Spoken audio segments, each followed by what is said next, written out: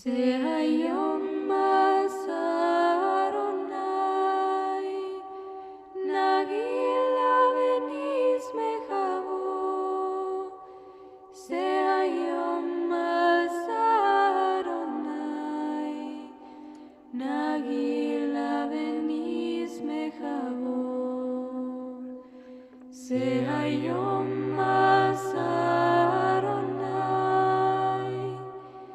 נגילה ונשמחה בו. שהיום אדוני נגילה ונשמחה בו. שהיום אדוני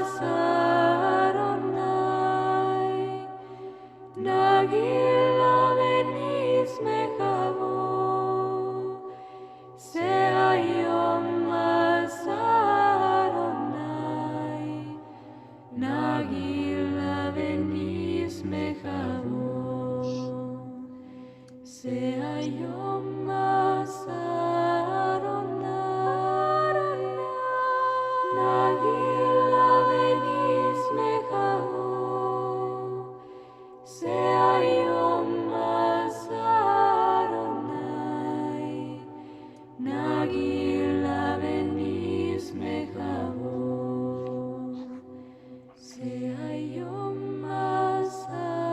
אדוני נגילה ונשמחה בו. שהיום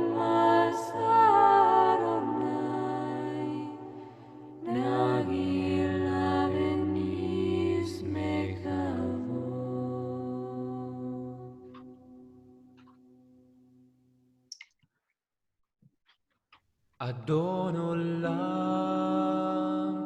אשר מלך בטרם כל יציר נברא לעת נשא וחפצו כל אזי מלך שמו נקרא ואחרי ככלות הכל לבדו ימלוך נורא והוא היה והוא הווה והוא יהיה בתפארה והוא אחד ואין שני להמשילו להכבירה בלי ראשית בלי תכלית ולא העוז והמשרה.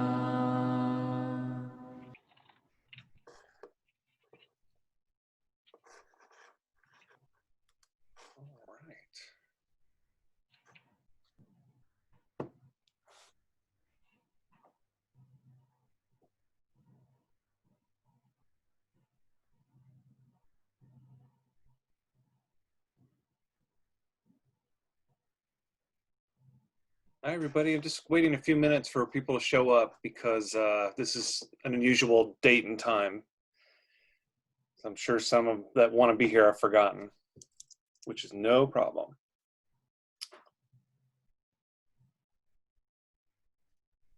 Hey, Greg. Hey, Jan. I'm having trouble with a video. Okay. I don't have any trouble with Skype or anything, any other application, but this one, I'm going to click it on and you'll see what I'm talking about. Okay.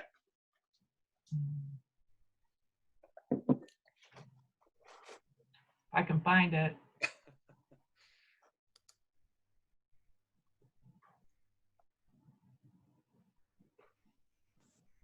Yeah, you look a little bit like a Swamp monster.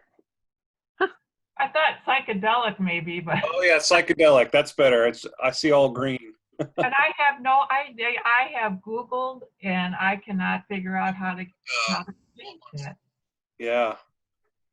So anyway, that's why I'm on the black screen there because Okay, sorry, Jan. If you, I don't know if you do Facebook, but if you can't, are you able to see anything on our screen? yeah. Oh, okay, good. That was what I was worried about. Got it. All right, I think we've got enough folks here. Mary's here, Pam is here, Jan is here, John is here, and then we've got others watching on the Facebook page, which I'm sharing live. I can't always do that, but today I'm going to do it. Greg, can I ask you a quick question? Yes. Where did that what is that music? I loved it. I can tell you what it is, but you won't be able to find it. I'll have to figure out a way to share it with you. It's a group called Sacra Pagina. Okay, never mind. If it's hard, that's all right. I loved it. It's not hard, it's just not easily accessible. Sorry. Okay, fine. Yeah, they're called Sacra Pagina, and they're a group of Russian Orthodox singers that live in Jerusalem. Really beautiful, and they're singing all kinds of chants from different traditions. I agree, I love it. So let me just say a quick word to the folks on Facebook. As always, I've got another device here where I'm trying to see if there's any comments or questions, but I'm gonna, just by the nature of the platform, I probably won't look at that as often as I can. So just be patient. If you've written a question there, I'll try to look, but do feel free to join us over on Zoom as well. All right, and let us begin with a much needed prayer, I'm sure. The Lord be with you. And also with you. Let us pray. Dear God, in a week where our hearts are already hurting on so many levels and our prayers go up to the African American community in this country, we are also mindful of a really sad and sorry display of this Bible that we take so seriously being used as a prop and as a toy and as an excuse to hurt peaceful protesters. We ask that as we turn now to open the scriptures and study them as they were meant to be studied and treated with delicate gloves and with warm and open hearts, we ask that we listen to what your Spirit is saying to us and what it might be sharing with us, that we might be a beacon of hope to those who are afraid of anything in the world or our country this day, and especially afraid of what that Bible may have symbolized. Is this the mod? Yeah. All of this we ask in Christ's name. Amen. Amen. Amen. Here. Hi, Ann. Hi, Barb. Hi. Hi, Greg. Hi, Barb. Hi, Hi, everyone. Jan. Hi, Pam. Hi, Jan. Hi, everybody. Hi, Ann. Hi. Hi, Mary. I'm not showing my video because I'm a passenger in a car right now. Oh. Busy. Yeah, I can't stress enough, and obviously this won't be the last we talk about it, but what we're doing right now is the way the Bible is supposed to be used. And I really don't need to say anything more than that, and you know what I'm talking about. And I just can't think of a better thing we can be doing after the you know what show we saw on Monday night. Yeah.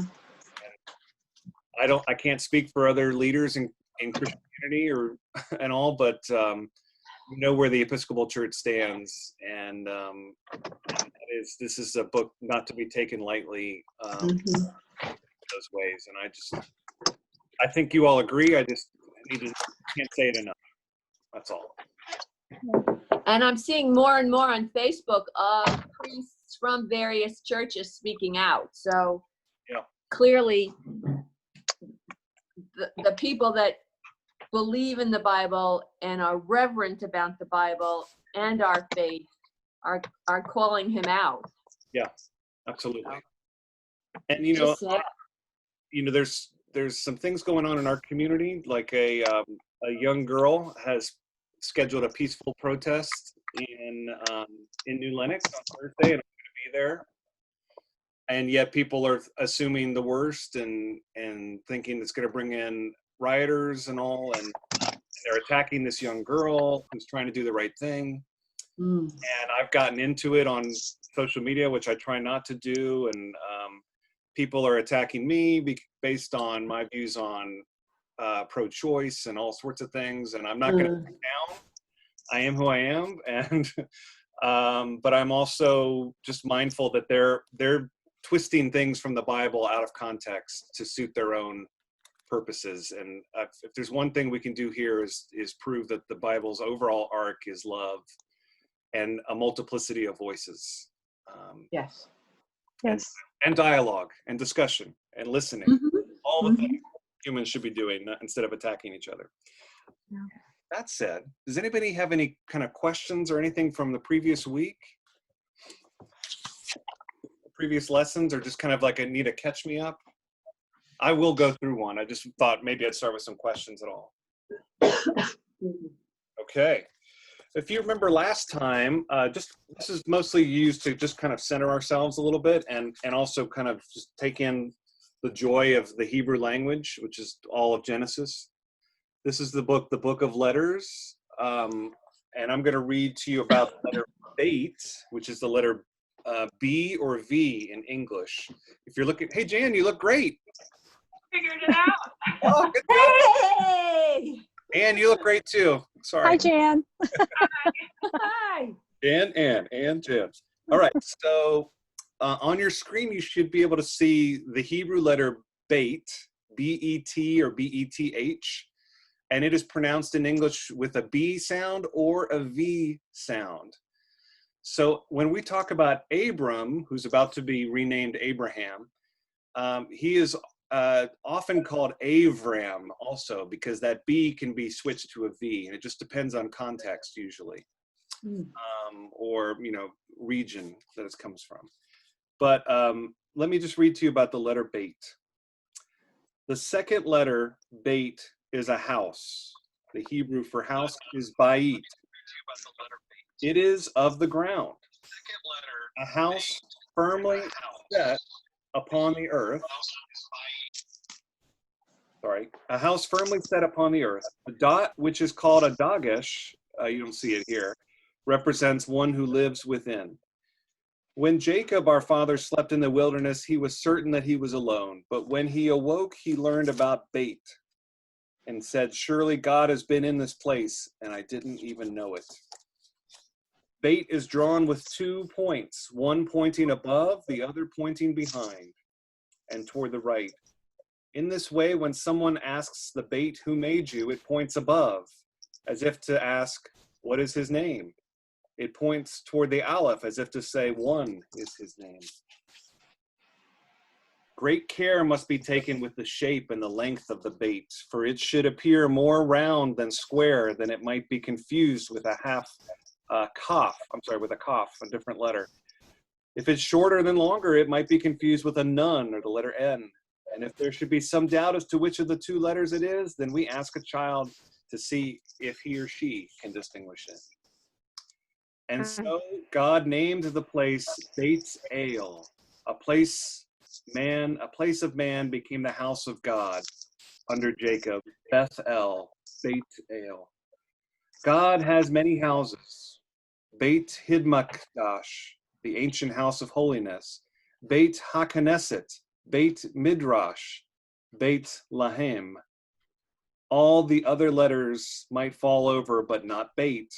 See how the base of a Beit is so close to the earth, the ground. Bend your knees to the ground and be blessed. A blessing, Barakah. There you go. And just to underscore that again, this letter B or Beit is intended to look like a shelter. Really, really beautiful. All right. Previously, we talked about the beginning of the ancestral period in Genesis, the story of the ancestors who are traditionally referred to as Abraham, Isaac, and Jacob, which are the patriarchs. And of course, the women of the story, Sarah, Rebecca, Leah, Rachel, and Hagar, and so many others. Abram and Sarai, as they're known up to this point, Sarai, remember, is mentioned mostly under the cloud that she is unable to have children. But we know also from the other stories that we've read, she's really beautiful.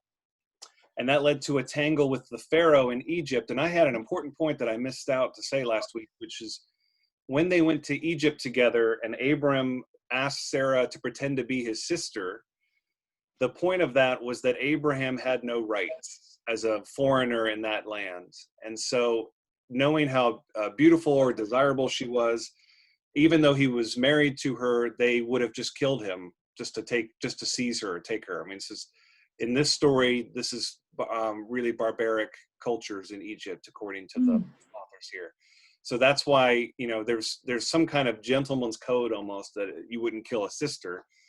But a wife, yeah, just kill him and then you can take her as your slave. And that was what was going on.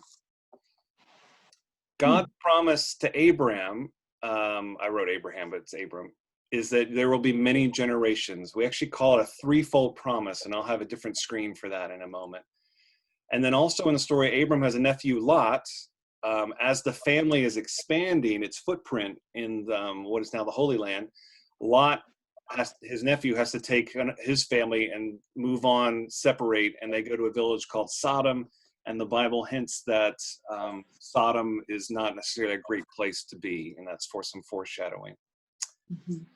I mentioned this threefold promise, and I didn't get a chance to spell this out last time, that now we've had two interactions between God and Abram, and in both, he says a promise of land, a promise of descendants, and a promise of blessing. And that's going to come back often in here, always promising land, descendants, and blessing. But there's always a threat to the promise as well, and we're already starting to see it, that as soon as God intervenes and makes a blessing or makes this promise to Abram, then something terrible happens that tends to threaten the promise. And of course, the first time then is they end up in Egypt and the situation with Pharaoh, and they get out of that. And then Lot has to be rescued. Oh wait, that might be coming up a little bit. Well, there's going to be this pattern of God's promise and then a threat to the promise, and then God intervenes again with a threat to promise. So I just want you to kind of watch that as it happens. And we looked at this map as well, so you can understand a little bit of what's going on. On the far right of the screen is the town of Ur in Chaldea, and this is where Abram has moved his his family and all, including Lot, and they've come over here into this box, which is known as Canaan. Okay.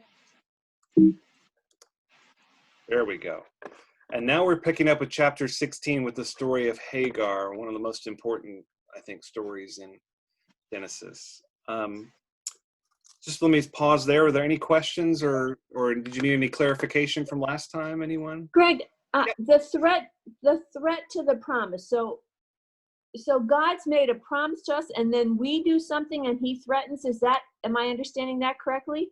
Close, and that may be the case in some kinds, but in this case, it seems like something happened outside of Abram's and Sarah's control. So it kind of gives you that pause to reflect on: are we talking about a tradition that thinks the world is inherently, a sinful place, where bad things happen, or are people corruptible? And the Genesis story, the writers, the whole Bible really, but Genesis is always going to be in tension between those two things. So no, in this case, it's not. Let's just talk about the flight to Egypt and the interaction with Pharaoh. It's not Abram's fault per se, but it's just more a storytelling device to just say, God's going to make a promise, but there's going to be kind of a test or a threat to that. Oh, okay. No, it's a very important thing. I'm glad you asked that. Yep. I probably should say, a lot of what we're dealing with here is not so much the details of the story, but the device of storytelling and the way the story is structured. And often we're going to be trying to put down a chronology or this happened, then this happened, then this happened, especially as we're trying to place it in our own history. But the writers of Genesis were not interested in that. And so these moments of God intervening are really kind of beyond time, outside of our normal timeline. It's kind of like an interruption to the normal storytelling, so that you can't quite set your watch to these stories, right? So that's just one example to say that as much of what we're looking at is about how a culture tells its own origin story than it is about who did what to whom and how it happened. That's going to be important when we get to Sodom and Gomorrah as well. So you kind of have to look at the overall structure and the theme of what's going on. And that's what's going on here, is a blessing from God, and then a threat to the blessing, and then the need for God to intervene again. Okay. Hope that helps. Yes. Thank you. Rambling. Story of Hagar is chapter 16 of Genesis, and I'm going to start with the New Revised Standard Version. And I'm just going to read the whole chapter because it's short enough. Now Sarai, Abram's wife, bore him no children. She had an Egyptian slave girl whose name was Hagar. And Sarai said to Abram, "You see that the Lord has prevented me from bearing children. Go in to my slave girl. It may be that I shall obtain children by her." And Abram listened to the voice of Sarai. So after Abram had lived 10 years in the land of Canaan, Sarai, Abram's wife, took Hagar the Egyptian, her slave girl, and gave her to her husband Abram as a wife. He went in to Hagar, and she conceived. And when she saw that she had conceived, she looked with contempt on her mistress. That would be Sarah looked on contempt on Hagar. Sarah said to Abram, "May the wrong done to me be on you. I gave my slave girl to your embrace. And when she saw that she had conceived, she looked on me with contempt. May the Lord judge between you and me." But Abram said to Sarah, "Your slave girl is in your power. Do to her as you please." Then Sarai dealt harshly with her, and she ran away from her. The angel of the Lord found her by a spring of water in the wilderness, the spring on the way to Shur. And he said, "Hagar, slave girl of Sarai, where have you come from, and where are you going?" She said, "I am running away from my mistress Sarai." Quick pause. I misspoke earlier. When the look of contempt is from Hagar to her mistress for putting her in that position. And then Sarah reacts negatively to that look. Sorry. "I am running away from my mistress Sarai." The angel of the Lord said to her, "Return to your mistress and submit to her." The angel of the Lord also said to her, "I will so greatly multiply your offspring that they cannot be counted for multitude." And the angel of the Lord said to her, "Now you have conceived and shall bear a son. You shall call him Ishmael, for the Lord has given heed to your affliction. He shall be a wild ass of a man, with his hand against everyone, and everyone's hand against him. And he shall live at odds with all his kin." So she named the Lord who spoke to her, "You are El Roi," for she said, "Have I really seen God and remained alive after seeing him?" Therefore the well was called, Bir Lahai Roi.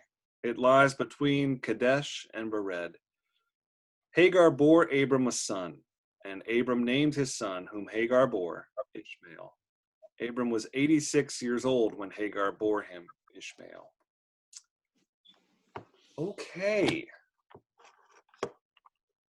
Hopefully some of you have heard the story before. If you haven't,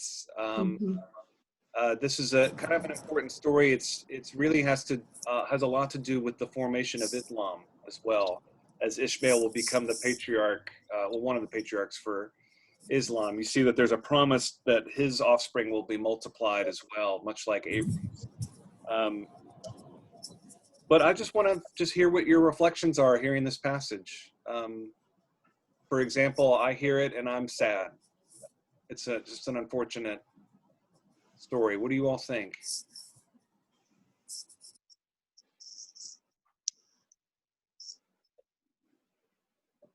Thinking back to the time when this uh, happened, I mean, it's a no. I think it's a no-win situation. And I mean, Hagar really had no choice in the matter. Yep. It was a setup from the beginning that how could Sarai not be envious or whatever word you want to use. So I agree. It's sad. It's just sad. Yeah. What do others And- think? Yeah. Oh, sorry, Barb. Keep going. Oh, and then I guess I just kind of wonder how Ismail was treated. Did he? I don't know. How did people see him as the son of and again, I'm thinking with knowledge that I have now in terms of when there's affairs and all that, and I think Sure. so. Yeah, And I on many levels, it's sad. No, it's a wonderful point, a wonderful question, and there is more to the story that's going to happen.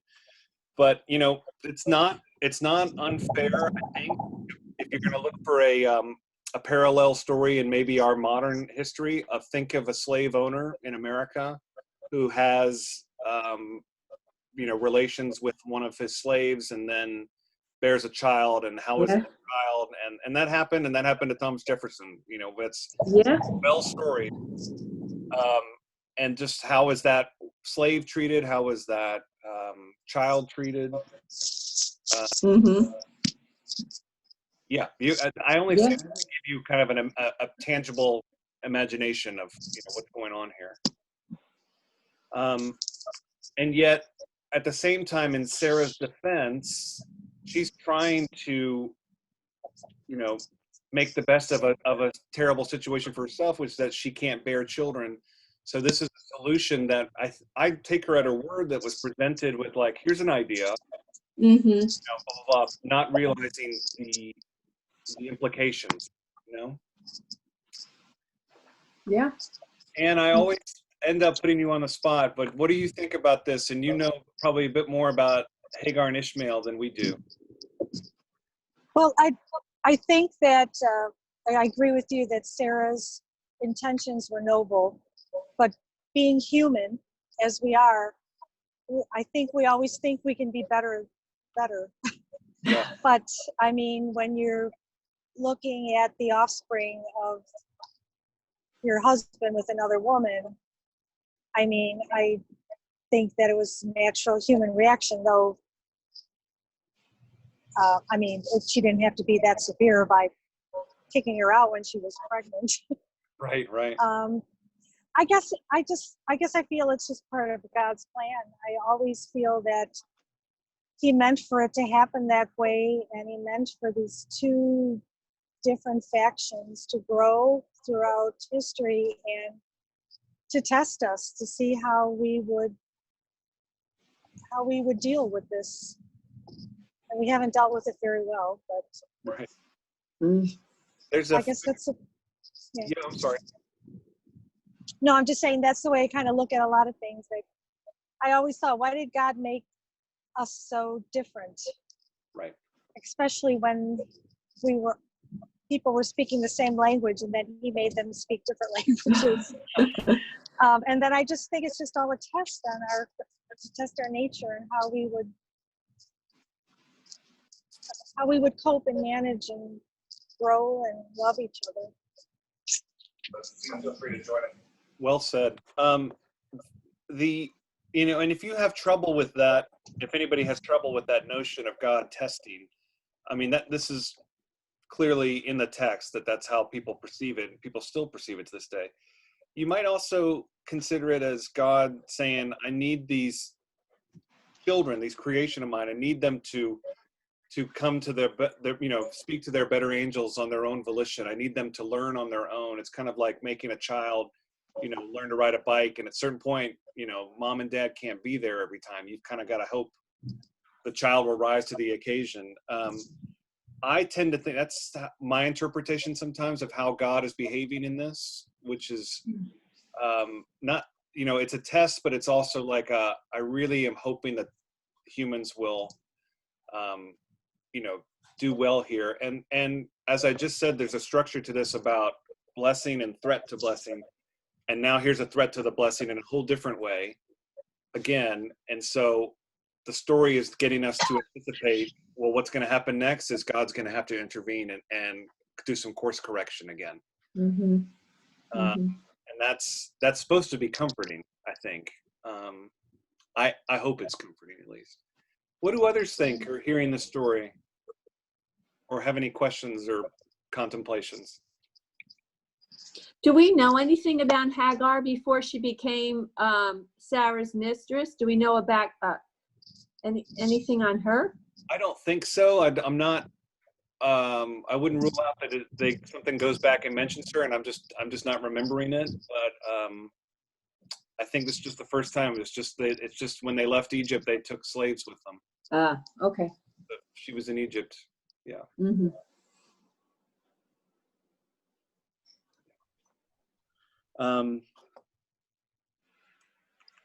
God speaks to Sarah, I'm sorry, not Sarah, Hagar, in the form of an angel. So, again, that kind of an anthropomorphic version of God. And in fact, Hagar is confused thinking she spoke to God. So she gives the angel a name, El Roy, which in my notes says,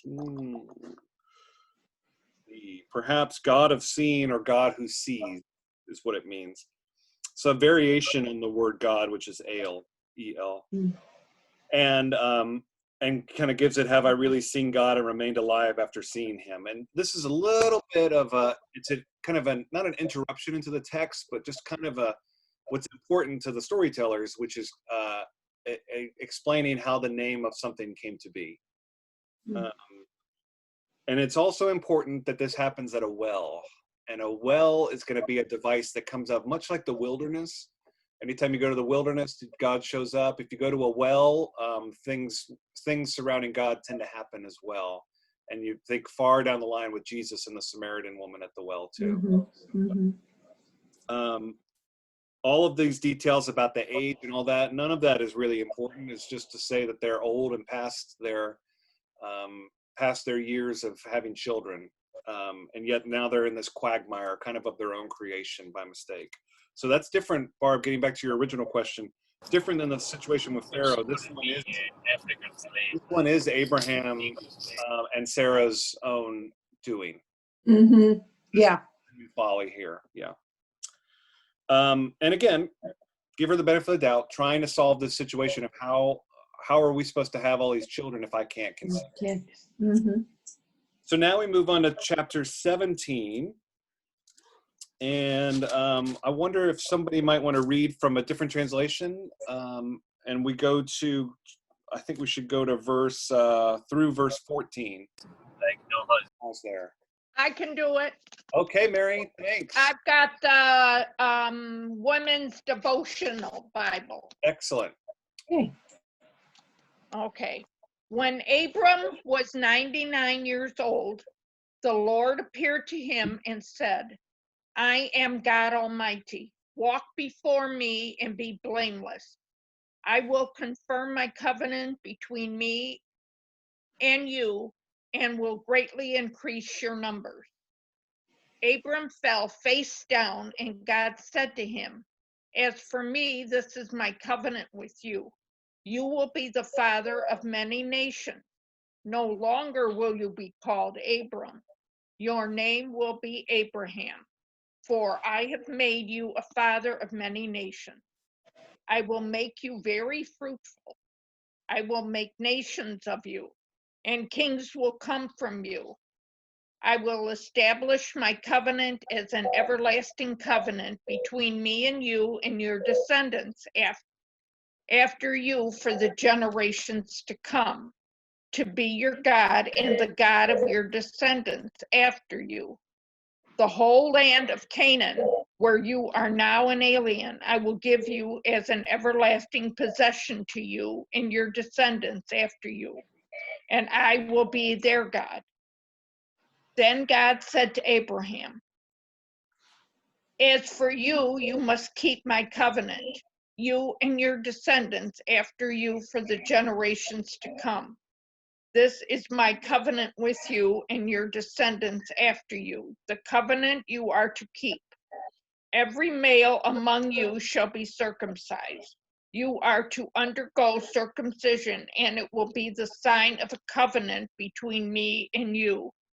For the generations to come, every male among you who is 8 days old must be circumcised, including those born in your household or brought with money from a foreigner, those who are not your offspring.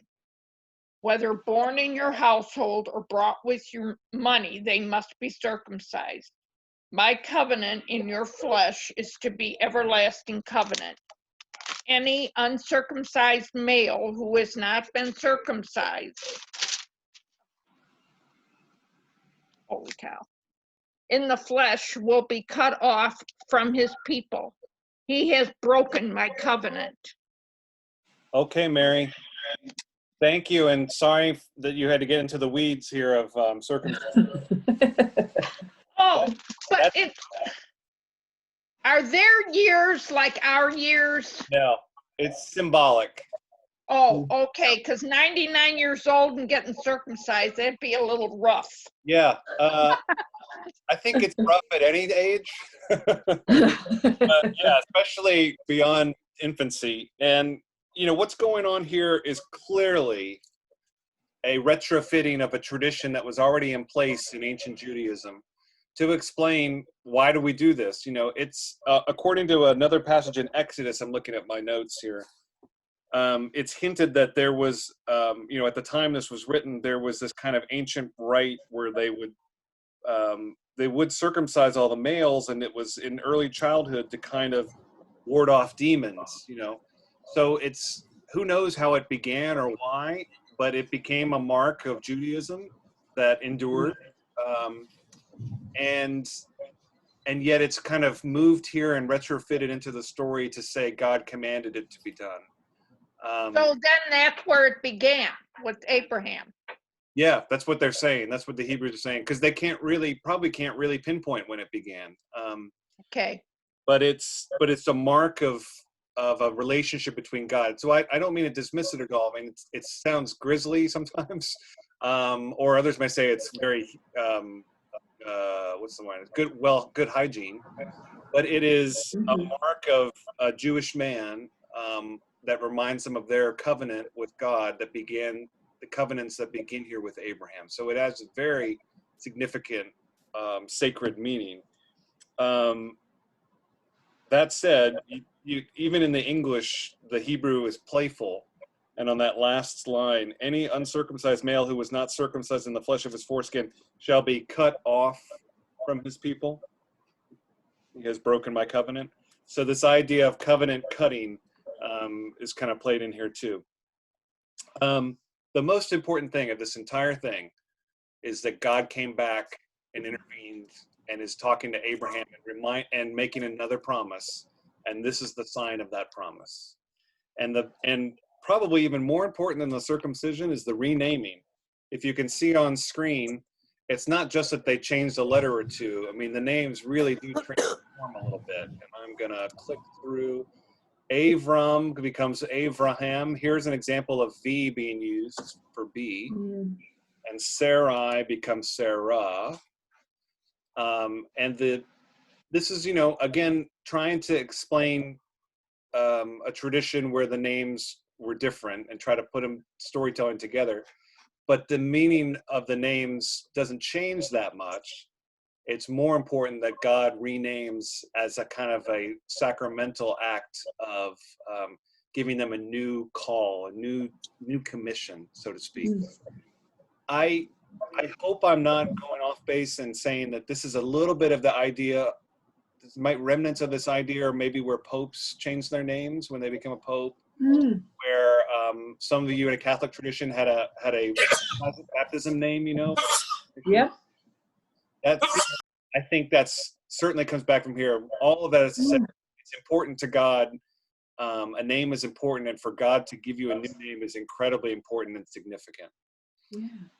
And we'll see that again, perhaps most spectacularly, when Jesus renames Simon Peter as Peter. Peter. Really Simon. as Peter, and how that name is completely transforms his identity eventually. Okay, any questions? Questions.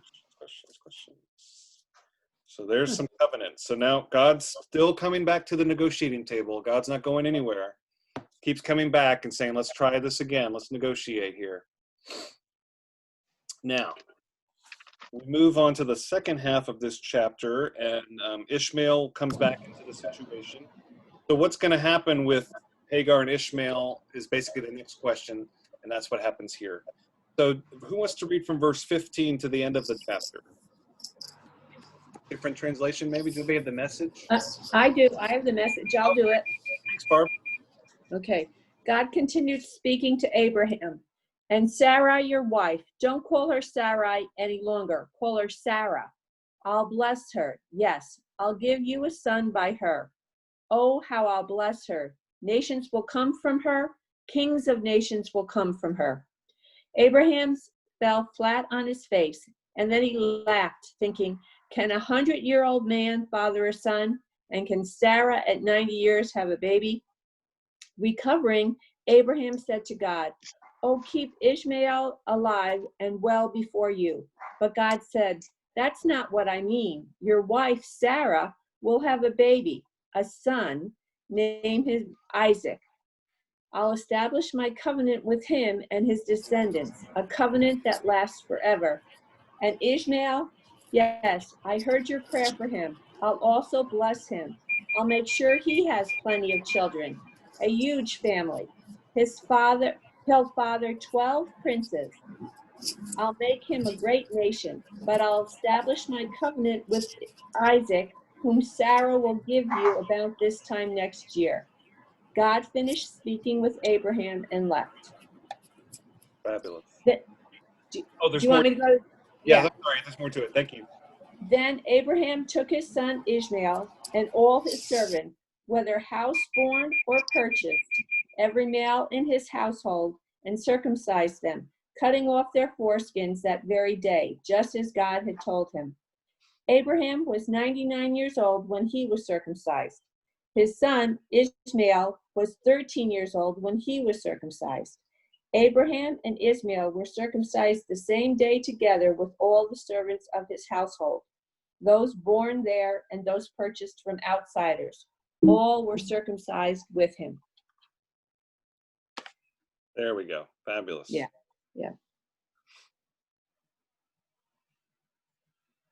Any thoughts or reflections, anyone? Or ready to move on past circumcision now that we've got that out of the way?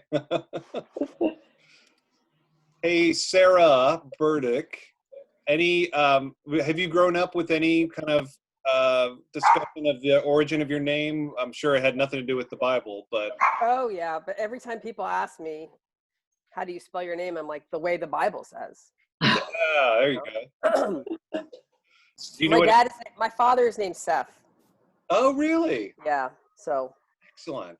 We have Bible, but I was also named after a great Southern ancestor. Her name was Sally Southall Cotton, and there's a dorm at ECU and a dorm at Greensboro named after her. She was an early, I don't want to call her a feminist, but she had enough power to have these dorms named after her. And I was named Sally Southall after her. And when I was 4 years old, I asked my parents if I had a real name. And they said, yes, you were actually christened Sarah. So at that point, I no longer went by Sally. Wow. I also changed my name. So you had a renaming experience. That's amazing. Yeah. Wow. And I did it while my parents were on sabbatical. So I left as Sally and returned as Sarah. That is very biblical. Yes. You traveled to a new land. Yes. Portland, Oregon. Yeah. Reed College. And I just lost my way. Sorry. Sarah, no, it's right. Sarah means princess. Of course it does. Of course it does, right. Abraham, by the way, if you're looking on your screens, so remember you're reading right to left, the A is aleph, which is it's just a sound, it's not really a letter. And then you see the letter bait, which we talked about today, right? So it's important that Abraham's first name, by the way, is AB. It's like literally the first two letters. This is the ancestor of ancestors. He's got the letter A and the letter B, and then the letter B, which is also pronounced as a V, is, you know, remember the shelter and the place, and also think of it as also a meaning for house, the letter B. And Abraham is really going to be, you know, kind of the father of all children from here on out. So it's like almost like in his name is this kind of idea of a structure or a house that's going to have descendants and descendants. So anyway, I'll leave that. It's always fun playing with Hebrew. Yeah. Now we move on. This is an image, painting of Abraham with these three angels who represent God, which comes up a lot. I'm going to read from the New Translation, if I can find it. We're on chapter 18 now. And again, talking about what we've talked about already this morning, what do you think is going to happen? Things went bad, God intervened. Things went bad, God intervened. And now we're just leaving the scene of God intervening, so something's going to go wrong, probably. You're a betting person. And chapter 18, here we go. And the Lord appeared to him in terebinths of Mamre when he was sitting by the tent flap in the heat of the day. And he raised his eyes and saw, and look, 3 men were standing before him. He saw, and he ran towards them from the tent flap and bowed to the ground. And he said, "My Lord, if I have found favor in your eyes, please do not go on past your servant. Let a little water be fetched and bathe your feet and stretch out under the tree. And let me fetch a morsel of bread and refresh yourselves. Then you may go on, for you have not come have you not come by your servant?" And they said, the 3 angels said, "Do as you have spoken." And Abraham hurried to the tent to Sarah, and he said, "Hurry, knead these 3 seahs of choice semolina flour and make loaves." And to the herd, Abraham ran and fetched a tender and goodly calf and gave it to the lad, who hurried to prepare it. And he fetched curds and milk and the calf that had been prepared. And he set these before them, he standing over them under the tree, and they ate. And they said to him, "Where is Sarah, your wife?" And he said, "There, in the tent." And he said, "I will surely return to you at this very season, and look, a son shall Sarah, your wife, have." And Sarah was listening at the tent flap, which was behind him. And Abraham and Sarah were old, advanced in years. Sarah no longer had her woman's flow. Sorry for that language. And Sarah laughed inwardly, saying, "After being shriveled, shall I have pleasure? And my husband is old." And the Lord said to Abraham, "Why is it that Sarah laughed, saying, 'Shall I really give birth, old as I am?' Is anything beyond the Lord? In due time, I will return to you at this very season, and Sarah shall have a son." And Sarah dissembled, I love that word, saying, "I did not laugh, for she was afraid." And God said, "Yes, you did." Pause there. That is supposed to provoke laughter. I love the personal relationship with God there, even though it's murky as to how God is communicating in that moment. There were angels on behalf of God, and then suddenly God is talking directly to Abraham. But nevertheless, this is a little bit of a kind of a wink of God saying, I see and hear everything. I know your inner thoughts. I know you're laughing.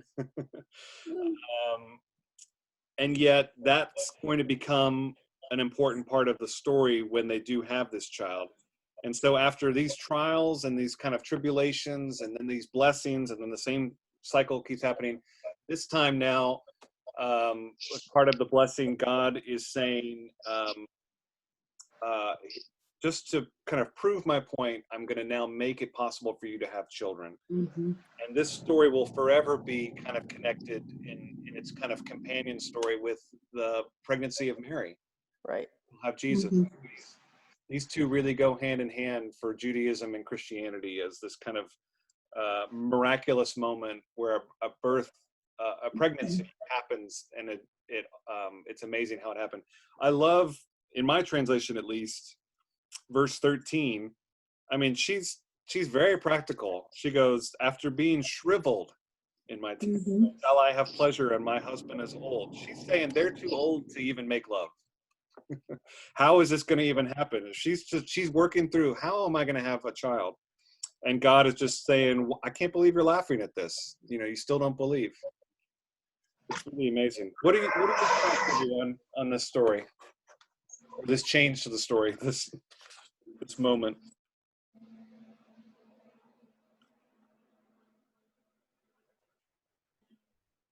No thoughts. Well, it makes me wonder if is God saying at all that Ishmael is a second-class citizen, and that it has to be a child from wedlock? I mean, I'm just asking. I have no idea. Yeah, I don't think the text is very clear, and I think the text is intentionally ambivalent about it. But that's clearly what's going to happen to Ishmael once Sarah has her own child. Yeah. It's just unfortunate. Which makes me wonder then, why did Hagar have to? I mean, why did Hagar have to have a child when, in fact, God's plan was for Sarah to have a child? Yeah, that is the eternal question. Yeah. Did they have to go through that in order to get to this point where God, makes it happen? Yeah. Were they impatient? Did they try to manifest their own situation? Did they try to make something happen on their own? Really, they should have just waited patiently for God.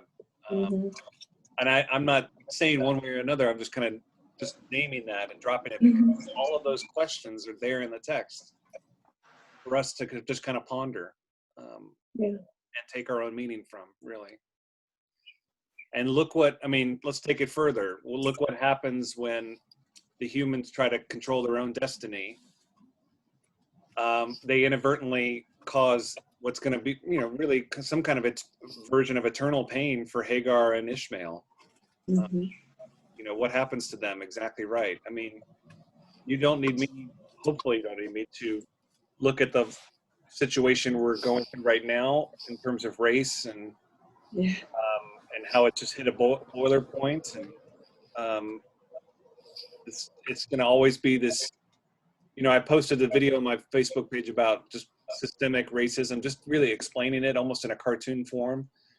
And I found it eye-opening because it just goes back generations and just says, one of us has had privilege and the other one didn't. And it's embedded in there whether you like it or not, and whether you admit it or not, it's there. And it's just something to be reckoned with. And we're in a state right now where we have to be aware of it first.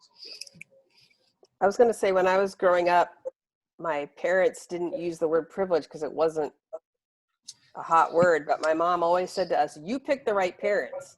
Right. And what she meant by that is this is not your like, I didn't do anything special. Like, it was out of my control. And I always thought that was a good way to look at the world. Like, I'm privileged through nothing I did for myself. Right. I can't control who I picked as my parents. Right. Mm-hmm. I will say, good point, Sarah. Yeah. I thought my parents did a good job with that.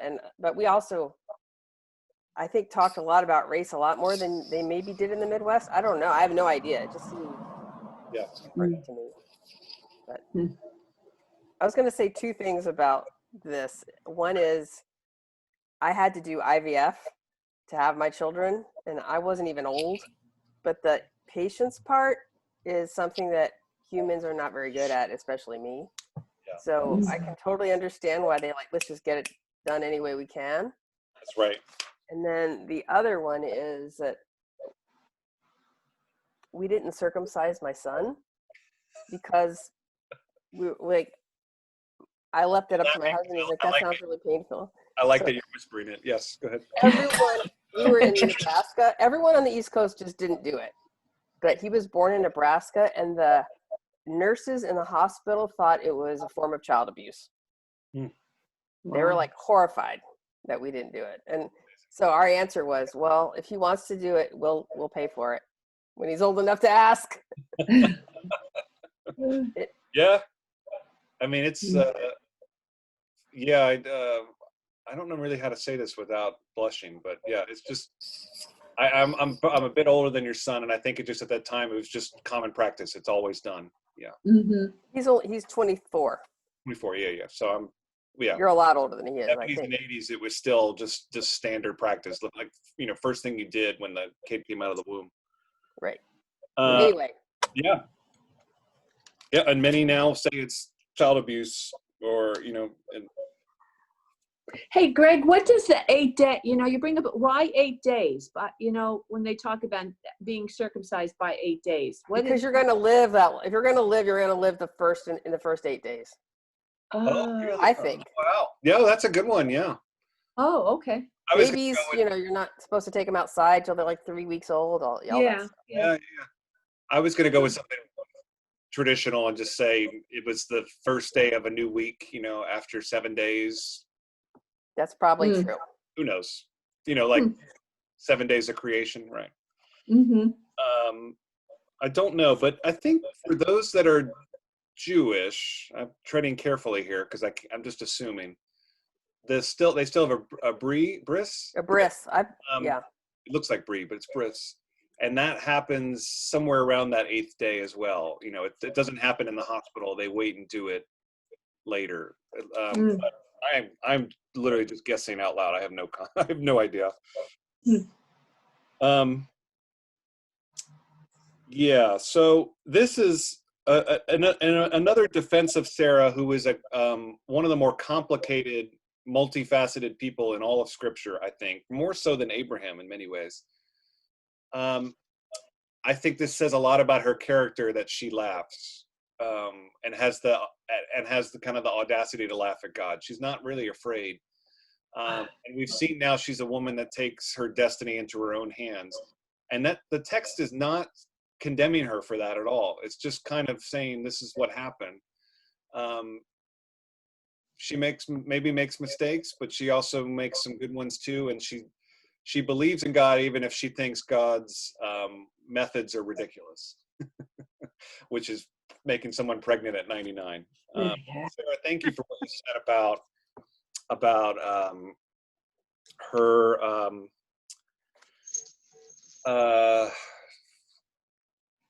about the situation of IVF and patients, because it's it really seems like it happens more and more that fertility and the attempts to have children, the false starts and miscarriages happen more than they used to, or at least we're more aware of them. And what kind of journey are these parents, particularly the women, on when their body is, fails them, the biology fails them, and this is not a fully formed thing in my head at all. It's something I will never experience, but just how that tension between trying to figure out a way to take the situation into your own hands and do whatever you can, versus letting nature, therefore God, do what God's going to do. And I know many of you on this call have had these experiences as well. If not you, maybe your daughters and all. And I just want to name that and lift it up. This is the struggle to conceive is as old as time itself. And that you're not alone.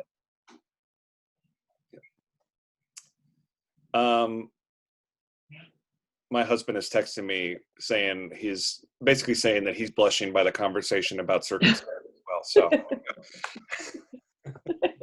I think he means move on. So let's talk about sodomy next. The next passage is I'm going to read from mine, and it is the story of Sodom and Gomorrah, or at least the start of it. Yeah, I think we're going to leave this on a cliffhanger. Verse 16 of chapter 18. And the men arose from there and looked out over Sodom. Abraham walking along with them to see them off. And the Lord had thought, shall I conceal from Abraham what I am about to do? For Abraham will surely be a great and mighty nation, and all the nations of the earth will be blessed through him. For I have embraced him so that he will charge his sons and his household after him to keep the way of the Lord, to do righteousness and justice, that the Lord may bring upon Abraham all that he spoke concerning him. And the Lord said, the outcry of Sodom and Gomorrah, how great! Their offense is very grave. Let me go down and see whether as the outcry that has come to me they have dealt destruction, and if not, I shall know. And the men turned from there and went on towards Sodom when the Lord was standing before Abraham, still standing before Abraham. Okay, so let me pause there. And if you're trying to paint this picture in your head, it really is that God and Abraham have a direct relationship at times where they speak to each other. But these three men or these three angels also speak for God and seem to be serving as kind of his eyes, as well as his kind of representatives. And so they are looking out over Sodom. God is reflecting on Sodom for whatever reason, and it is alluded to that it has to do with just sexual deviancy of some sort. Sodom is a bad place. It's a Las Vegas times 1,000. And there's this kind of, I almost take it as a kind of a regret or some sort that God didn't take care of this when he took care of the flood in many ways. You know, how is this still happening? And so God, remember, has promised that he'll never do a flood again. But does have these three angels, and we're going to have to do something about Sodom in there. And you know, we do have to tread carefully on this, and we'll speak a little bit about it today, and then we'll probably revisit it next week, of just how dangerous this passage can be when taken out of context and when used in a kind of a one-dimensional way. But not this passage, but this section. Okay, back to where I was. Where was I? This is important. This is good. And Abraham stepped forward and said to the Lord, will you really wipe out the innocent with the guilty? Will you really wipe out the innocent with the guilty? Perhaps there may be 50 innocent within the city. Will you really, really wipe out the place and not spare it for the sake of the 50 innocent within it? Far be it from you to do such a thing, to put to death the innocent with the guilty, making innocent and guilty the same. Far be it from you. Will not the judge of all the earth do justice? Let me just pause there. This is significant. Abraham has conversations with God and usually asks questions, but is mostly a quiet character. Clearly his wife is rubbing off on him. And he's calling God, you know, to task and saying, are you really going to do this? There's innocent people down there. Are you going to destroy this town and kill innocent people? I can't read these words without thinking of what we've seen on television the last few days. You know, just in the sake of these protests and the desire to find order out of the chaos, you know, our people who are there peacefully are being inadvertently killed or hurt. What do you think? Let me just pause there. What do you guys think?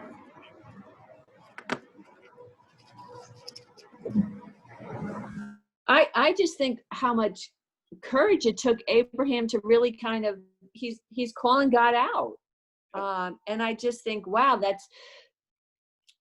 we haven't seen anybody really take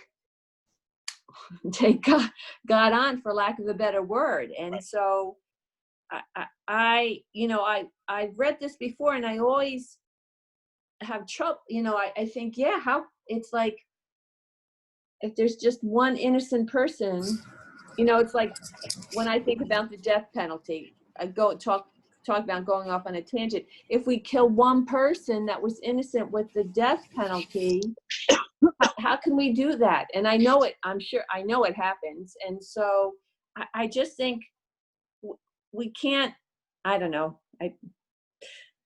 No, I'm going off on a tangent. I just, it's hard. It's just hard for me to understand a loving God would chance killing innocent people. Right. And Barb, I think you saying that is word for word what Abraham is trying to say to God. You know, Yeah. you're the God of love. You can't. And I think that is, you know, obviously we're meant to ponder about God and theodicy or terrible things happening to people that seem like punishment. That's obviously the point of the story. But we're also dealing with an ancient civilization telling their origin story and also trying to process how could we think this is a God of love, but how do these things happen? And is it possible that humans have a role in this, in maybe having a dialogue with God? You could extrapolate prayer out of this and all. And an eternal question is can God's mind be changed? Or is everything a preset plan? I mean, that's at play here too.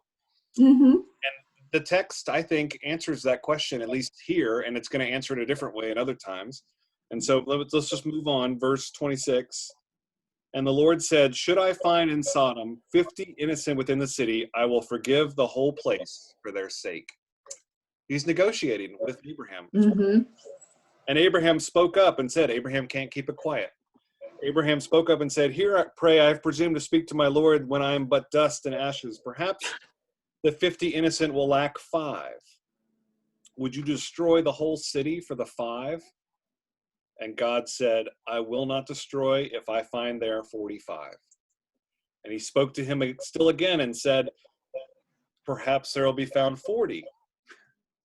He's not giving up. Mm-hmm. And he said, I will not do it on account of the 40. And Abraham said, please let not my Lord be incensed and let me speak.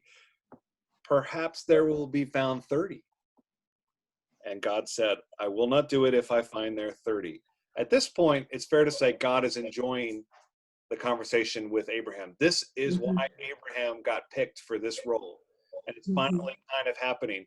God wants a human being that will enter in discussion and dialogue and push back. And I think that's so critically important. Perhaps there will be found 20. And God said, I will not destroy for the sake of the 20. And he said, please let my Lord be incensed and let me speak just this time. Perhaps there will be found 10. And he said, I will not destroy for the sake of the 10. And the Lord went off when he finished speaking with Abraham and Abraham returned to his place. I do want to leave it there. I'd like to leave it on a cliffhanger. And you probably know what's going to happen next, but it is very dramatic and kind of a bit of the supernatural. But out on the outskirts of town, when he could easily have just left and given up, Abraham stands there with God and has a dialogue, and God never gets angry or says, how dare you ask me, blah, blah, blah. God just says, fair point, I won't do it. And I take this gives me comfort of a God who is learning the experience of being human. This God is kind of getting a bigger picture of what it's like to be a part of the creation here on earth. And that's going to be critical. What do you others think of anything we've talked about today?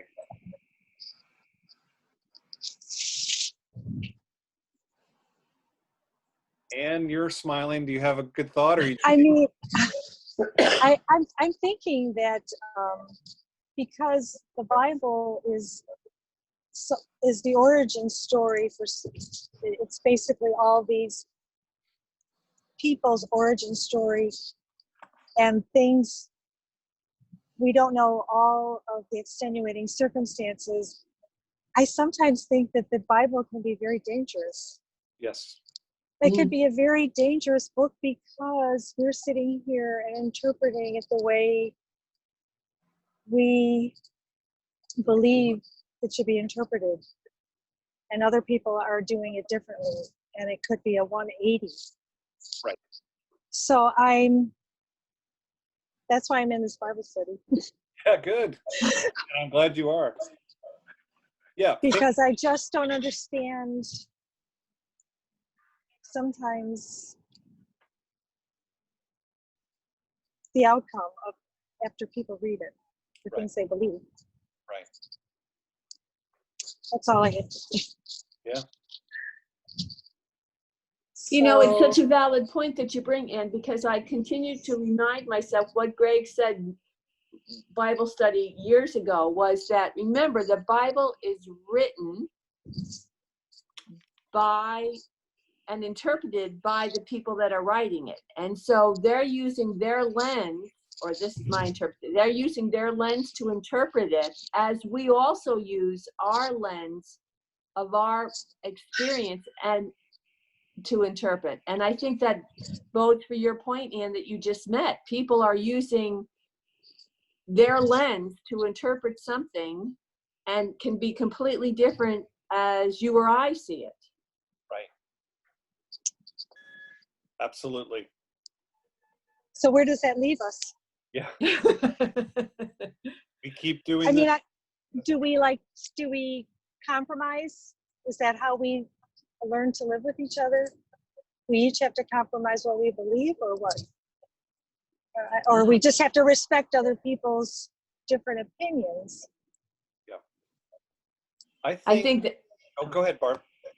I think we have to respect their interpretation. We don't necessarily have to agree with it, but I think, you know, we have to tolerate, we have to respect, which I think we've come a long way. We're not doing that in this country right now in terms of tolerating, respecting different opinions.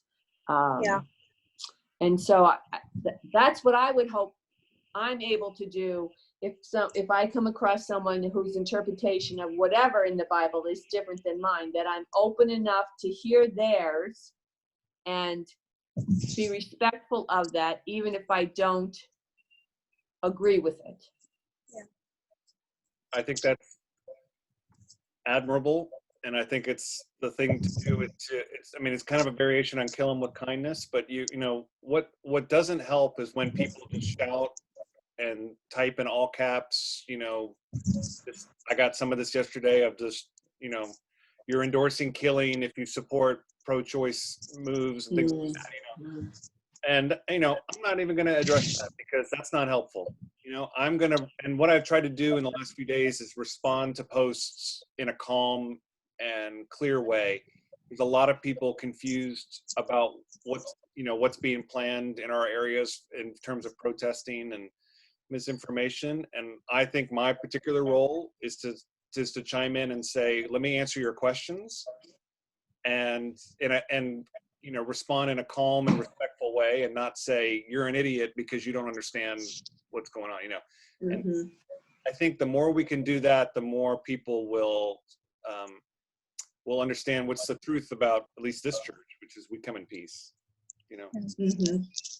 And the culture now is to ding everybody and to try to do harm and hurt with rhetoric, and that's it. But I do think we, especially those in this tradition, we need to say how outraged we are, either about what happened to George Floyd and so many others, because that matters to people of color to hear that we're outraged. They don't want us to be quiet and pretend like it's not happening. And then at the same time, we need to be upset when we see what happened on Monday night outside the White House, because that's not what this Bible is all about. And he just easily could have opened it up and just read a passage just to say, you know, thou shalt not lay with another man, you know, and then people would just take it as gospel truth. And that's not anywhere near the whole story. So. Yeah.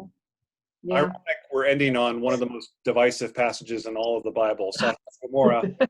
But I think before we get to what this painting is talking about next week, I just want to leave you with that idea that God is there for a dialogue and a conversation.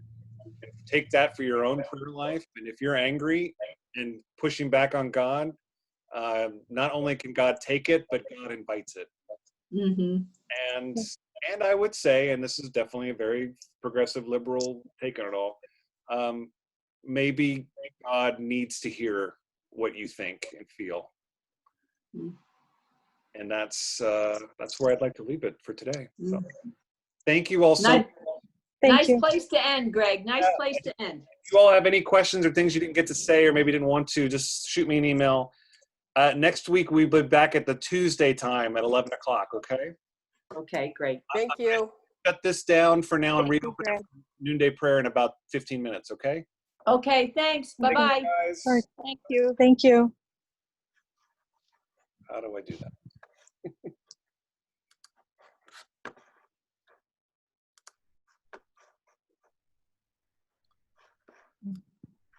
Yeah.